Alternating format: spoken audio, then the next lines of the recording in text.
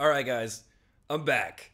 So we had a little technical snafu there, but we're back. Aristotle Full Throttle here, and you are my throttlers, and I'm happy that you're here. I'm very grateful for it. So, we were talking about the Oscars and the and the Oscar nominations. So we're gonna go down that list. Still, we're gonna go further down the list. I think we stopped at best. Let's go back a little. Let's take it back to the director nominations. Dunkirk, Christopher Nolan, Get Out, Jordan Peele, pretty awesome. Lady Bird, Greta Gerwig, Phantom Thread, Paul Thomas Anderson, Shape of Water, Guillermo del Toro. That is a crapshoot. I hope it goes to Guillermo this year. I think he's earned it. I think it's his year. Supporting actress, we went over this. I think it's Allison Janney's year. I really do. She's a shoo-in. I think it's her year.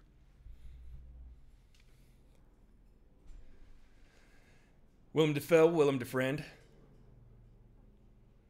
Not bad. Woody Harrelson. I think it's good that he gets nominated. I'm not sure he'll ever win though. I think he's the guy that it's like, oh yeah, look, there's Woody again getting nominated for supporting actor, and Richard Jenkins. He's great. I think he was in the. Again, it was a French. No, what was the name of that movie? I don't know, but watch it. It's great. I'm going to Google that right now because Richard Jenkins is in an awesome movie, and he was nominated for Best Actor a few years ago. I could probably just do that on my phone right here. So, oh, we got a viewer.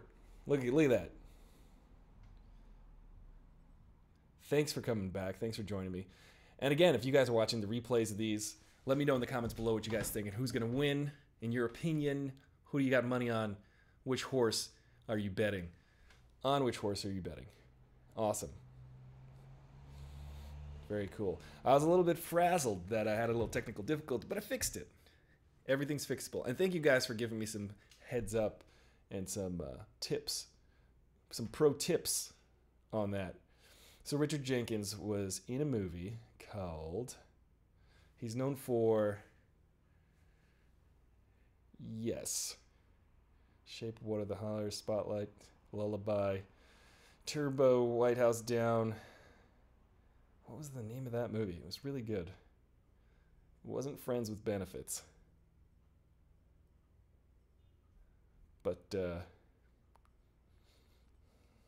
LBJ, The Hollers, Spotlight, Lullaby. Spotlight was good. Wow, that was that long ago. Is it The Visitor? It's The Visitor, 2007. Check out that movie. Good stuff.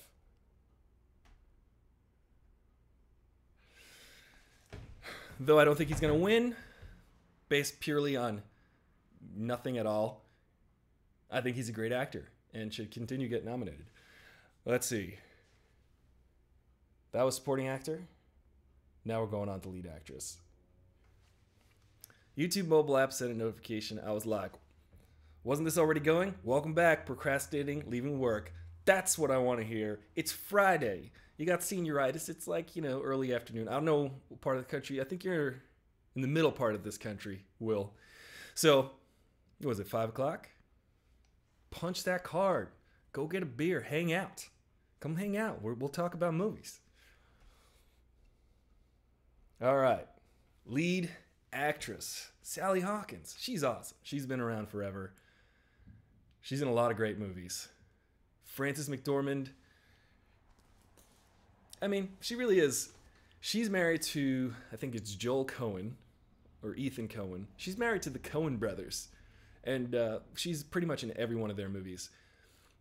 So I would say she goes way back too. If you remember, there's a movie called Blood Simple, and I think it's the Coen brothers' first movie, and she's in that. She goes way back with the Coen brothers, and it's fantastic. I do need to see The Shape of Water. I'm going to see it. You know what? I'll watch it tonight. I will watch it tonight, and on my next live stream, we're going to talk about it. Because I have a feeling, I have an inkling that it's Guillermo's year. The guy just does such good work. I mean, Pan's Labyrinth, come on. And Also, Pacific Rim. This is awesome. I love it. Oh, Rockwell owns that billboards movie. That was hard to say. Yeah, Sam Rockwell is great, man.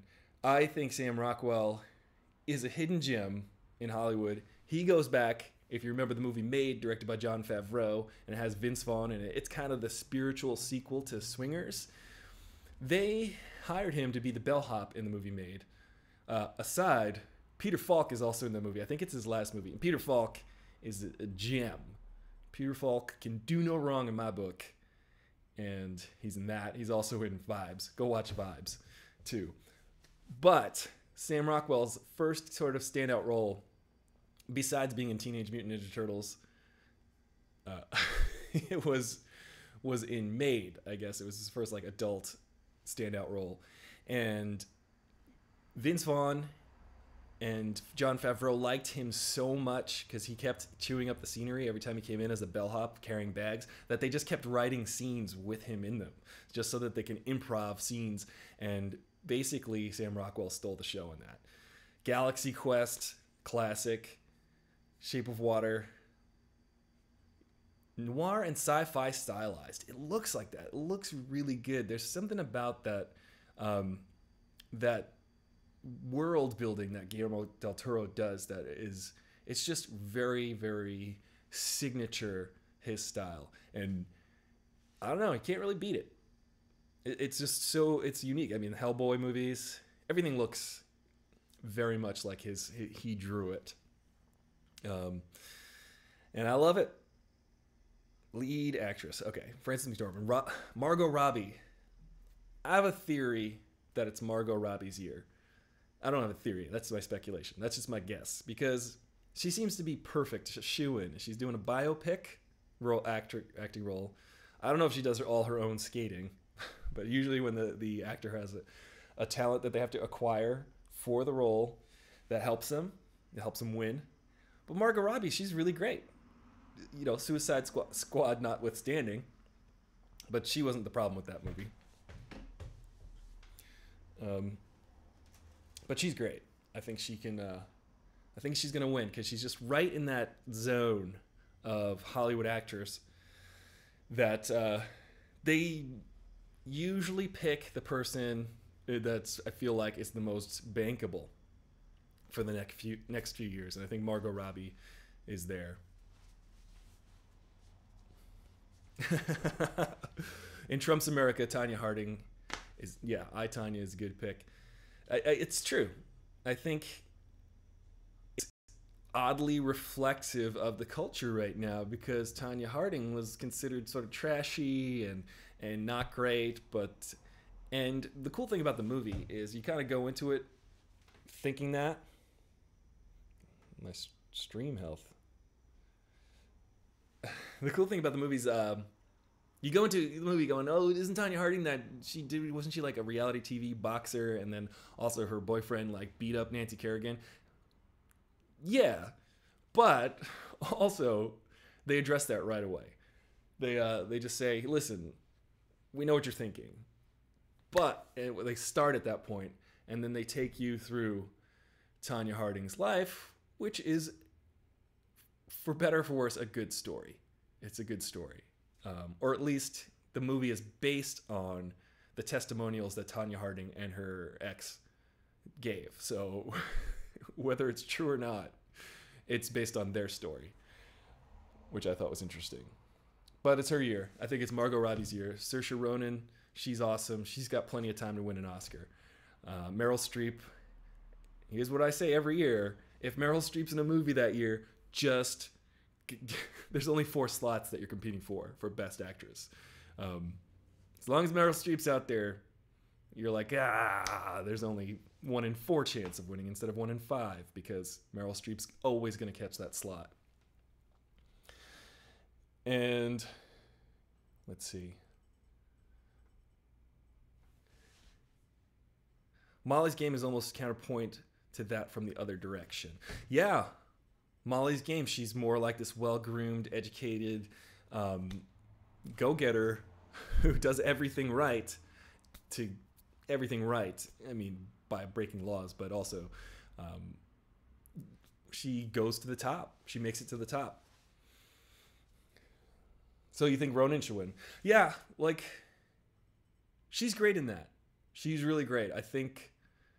Um, I don't know. I don't know if it's her year though. It's weird how the Oscars politics work because even though there's like a favorite, though she could be in there too.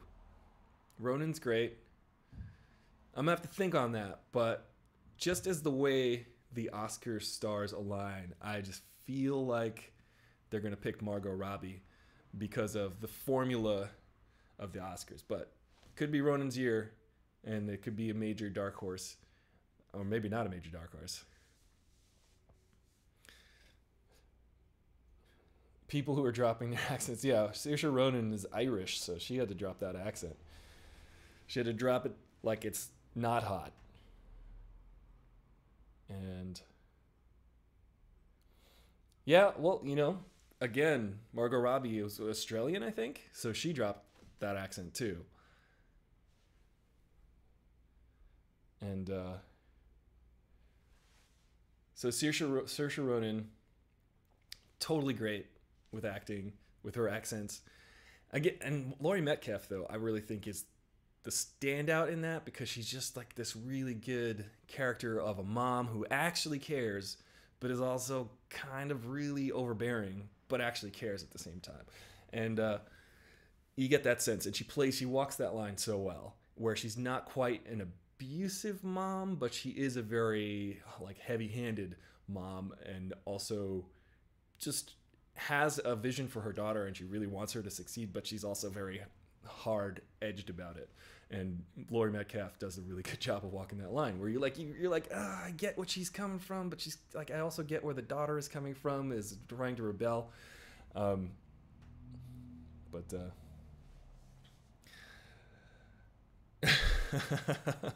true. We'll see. We'll see on Oscar night. I'm looking forward to Oscar night. All right, lead actor. Of course, Daniel Day-Lewis is nominated. He's the male equivalent of Meryl Streep. So just leave a slot for Daniel Day-Lewis as soon as he's in a movie. They're like, oh, Daniel Day-Lewis is coming out with a movie in 2 years. Just leave a slot open for him for the Oscar, because according to a lot of people, he's the greatest actor in the world. I'd agree. I think Gary Oldman is also up there, and Gary Oldman is also nominated this year. So that, to me, in my mind, is head-to-head as far as male actors go. Head-to-head, those guys are probably Denzel Washington also. Oh my God, this category: Gary Oldman, Denzel Washington, Daniel Kaluuya, Daniel Day-Lewis, and Timothy Chalamet. Yeah, I don't know, man. I don't know about that category. Yep, My Left Foot. I think he won for that too, no? And Last of the Mohicans, My Left Foot. Or yeah, maybe he got nominated. But then he won for Lincoln. Because he's the pretty... Between him and Meryl Streep, I don't know who's better. Because if you look at their track records, it's like you got Daniel Day-Lewis, comes out with a movie every 5 years or whatever it is, and it's amazing. You got Meryl Streep, who does 2 movies a year, and she's amazing. So Meryl Streep is kind of quantity and quality, whereas Daniel Day-Lewis is this force of nature. He's unrecognizable, and he's really subtle. He's really intense, yet subtle, which I like. But again, Denzel Washington. I don't know how to do a Denzel Washington impression. That's my best impression of a Denzel Washington impression. I can't do it. But those 3 guys in one category, like, how do you beat that? It might go to, the votes might just get spread so thin that someone like Timothy or Daniel might win. Who's to say? I have no idea.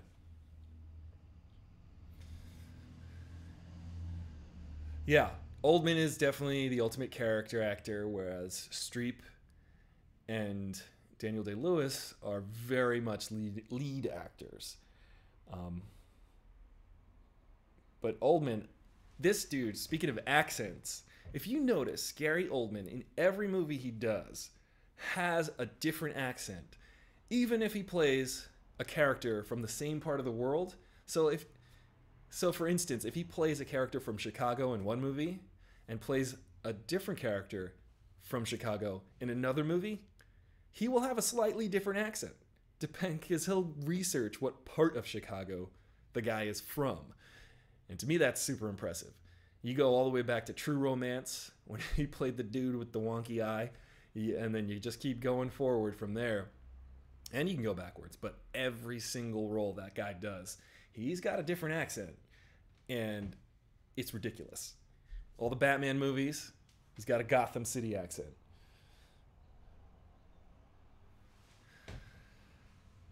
Yeah, Daniel Day-Lewis. Yeah, that's a tough one, man. That's a tough one. True Romance. He's so good. And even though I don't like The Fifth Element, he's got a weird accent in that too. I don't like The Fifth Element. Go watch my commentary on that movie. Also, I want to hear your picks. Let me know in these comments. If you're watching the replay, definitely subscribe to this channel. Leave a like. First thing you do, you should look at the vid, just leave a like. And share these videos, share these with your friends. Let's start a discussion about these Oscar picks, and I want to know yours in the comments below. So, now here it is. The big award of the night.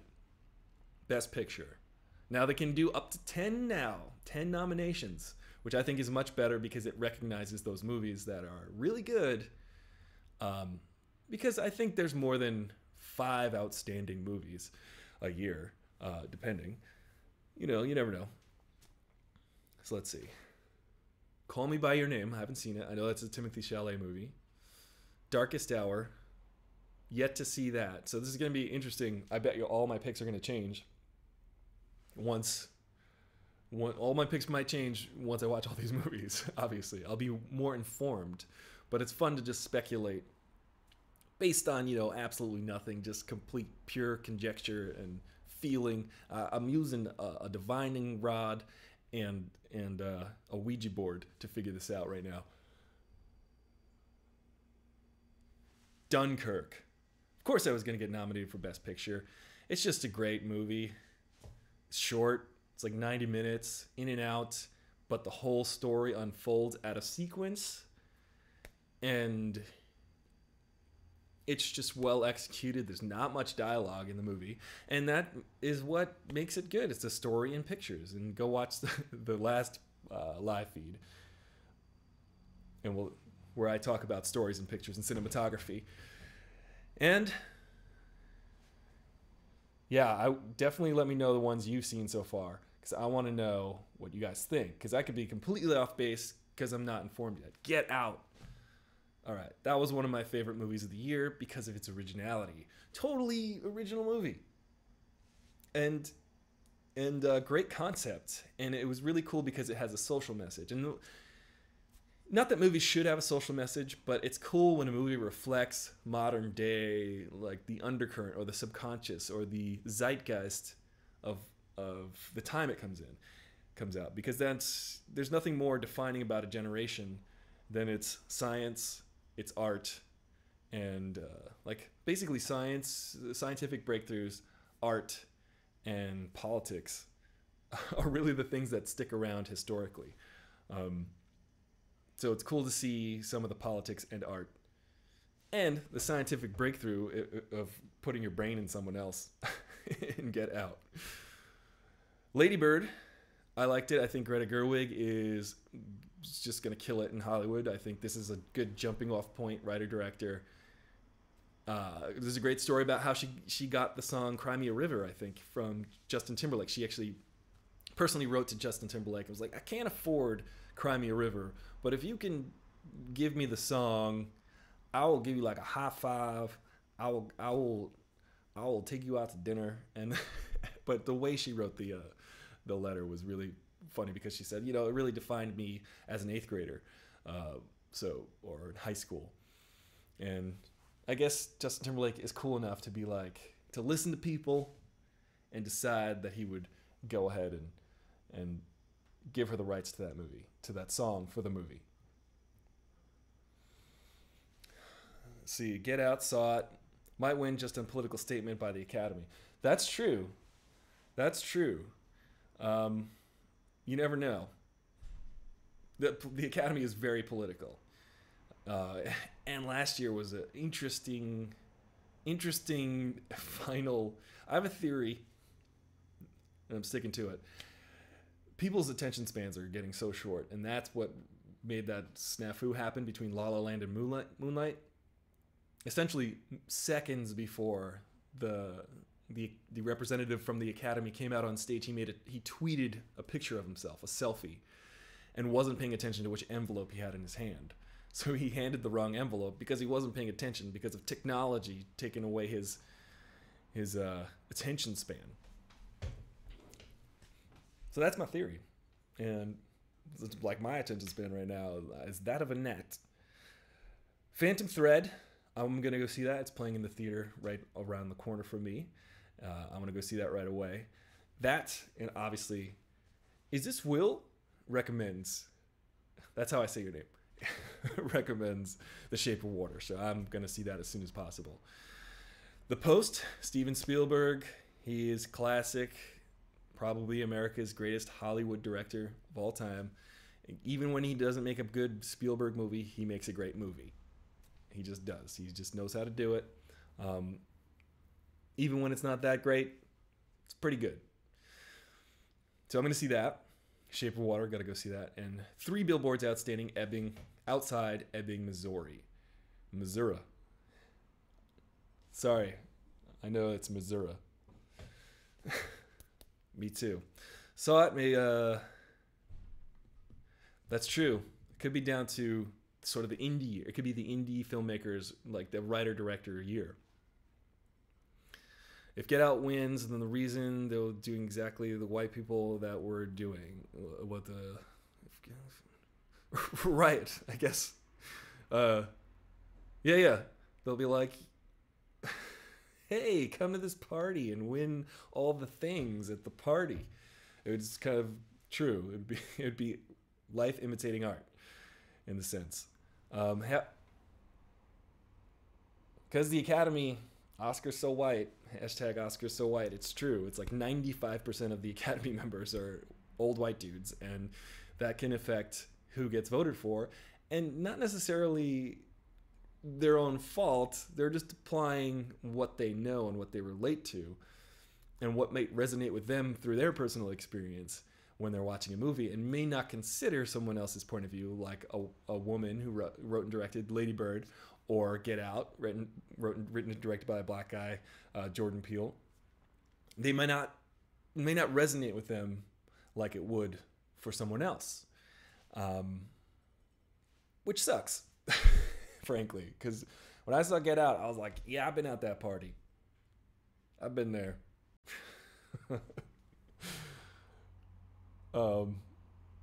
But yeah, I agree, Brandon. Hollywood can be, it's political and it's personal, and it may not, a lot of times it doesn't go to the best picture, because I don't think Star Wars won Best Picture, but it's nominated, and obviously that is the best movie of all time, if you ask me. And this is my show, so you're going to ask me, and I'm going to say, yeah, Star Wars. I don't even know why The Last Jedi didn't get nominated. Come on. All right, guys.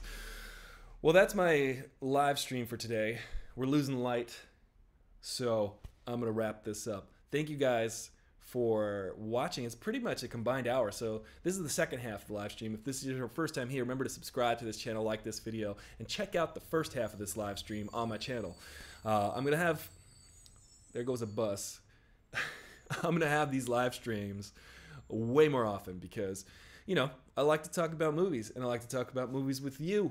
So share these videos with people who you like to talk about movies with, and remember to comment below. Let me know what you think, and I'm going to come back to this subject, because I'm going to watch all of these movies, and maybe I'll do a live stream after I watch each one of these movies, and we can talk about them at length So thank you guys for joining me on this live stream. I'm Aristotle, full throttle, your bro in the know with the fro. And I'm buying time before I see you later. Hold on a second. Let me try that again. This is going to be way more slick.